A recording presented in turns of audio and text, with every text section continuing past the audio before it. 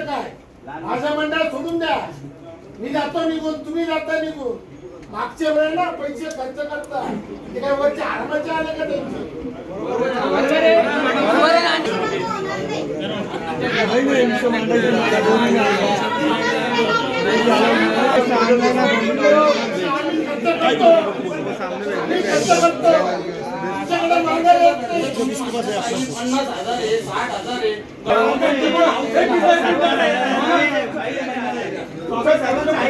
दिनांक 17 रोजी होणाऱ्या गणेश विसर्जन मिरवणुकीसंदर्भात जी मंडळ विसर्जन मिरवणुकीत सहभागी होतात अशा मंडळाचे पदाधिकारी यांची आज बैठक पार पडली।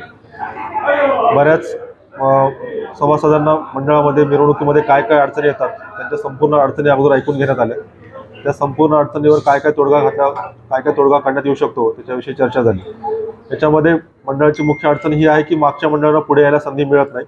त्याविषयी सर्वांनी एकत्र डिस्कशन करून मिरवणूक लवकर काढणे म्हणजे सकाळी 11 वाजता लवकर मिरवणूक निघेल असा निर्णय घेण्यात आला। तसेच असं देखील तक्रार होते की बरीचशी मंडळं एकाच ठिकाणी रेंगाळतात, पुढे जात नाहीत, त्यामुळे देखील मागच्या मंडळांना पुढे जायला संधी मिळत नाही। यावर सर्व गणेश मंडळीच आपापल्या ठिकाणी त्यांनी ठिकाणं ठरवून घेतले की कोणत्या ठिकाणी थांबायचे आणि त्या प्रत्येक ठिकाणी जास्तीत जास्त 15 ते 20 मिनिटे थांबण्यात येईल याची देखील ग्वाही सर्व मंडळांनी दिलेली आहे। तसेच काही मंडळ खूप मोठ्या संख्येने ढोल पथक लावतात, तर ही देखील संख्या मर्यादित ठेवतील असं देखील सर्वांनी सांगितलेले आहे। त्याचबरोबर सर्वजण सोबत स्वयंसेवक ठेवणार आहेत। तसेच आपल्या मिरवणूक मार्गावर जे काही पोलिसांचे आदेश असतील ते पाळण्यात येईल असं देखील सर्वांनी सांगितलेलं आहे। विषय आपल्याकडे आता स्वागत कक्षामुळे अडथळा होतो अशी काही मंडळांची तक्रार होती।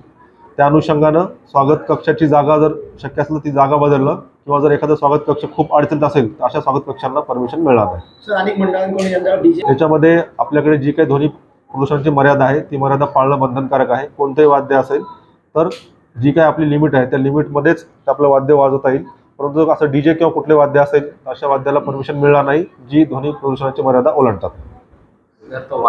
जे नियम आहेत त्याचप्रमाणे वेळेमध्ये मिरवणूक करता येईल। एबीपी माझा, उघडा डोळे बघा नीट।